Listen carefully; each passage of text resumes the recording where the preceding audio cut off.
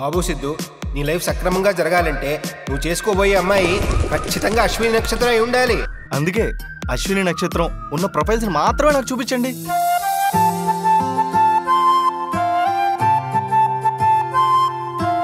ఇప్పటిదాకా మా గురుగారికి ఎంత ఖర్చు పెట్టు? 1,00,000 పైనే. పెళ్లి సెట్ అయితే ఇంకో 1,00,000 రూపాయలు. అందులో సగం నాకు ఖర్చు పెట్టు. కత్తిలాంటి అమ్మాయిని నేను సెట్ చేస్తాను. ఎవరైనా ఉన్నారా? నీకు 30 వచ్చాయంటే 30 తిప్పలు తప్పవు. పంతులు గారు, మీకు కూడా నాలాగే పెళ్లికి ముందు మాట్లాడుతూ ట్రావెల్ అవ్వడం ఇష్టం.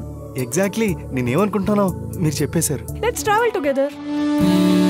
చిన్న చిన్న చిన్న మాటలతో చల్లగాలి చనువును చూపాయి, చందమామ కబురులు మరిపించే వెన్నెలమ్మ నీవని తెలిసాయే.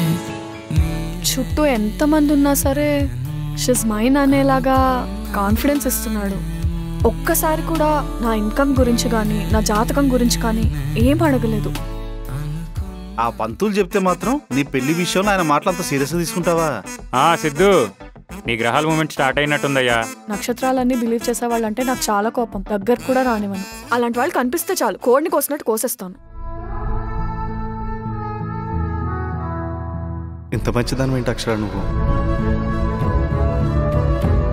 నేను నీతో అబద్ధాలు ఆడలేనేమో.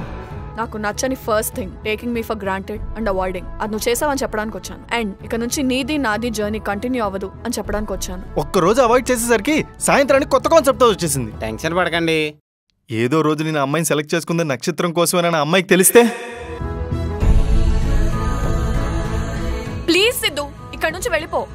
అంటే ఏంటి? ఇప్పుడు జరిగిందంతా మీ ఇంట్లో చెప్పేసి ఈ పెళ్లి క్యాన్సిల్ చేంజ్ చేస్తావా?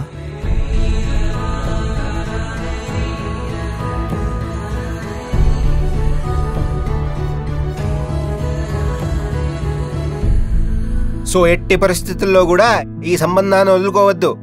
All the best. నా ఆశీస్సులు ఎప్పుడూ ఉంటాయి.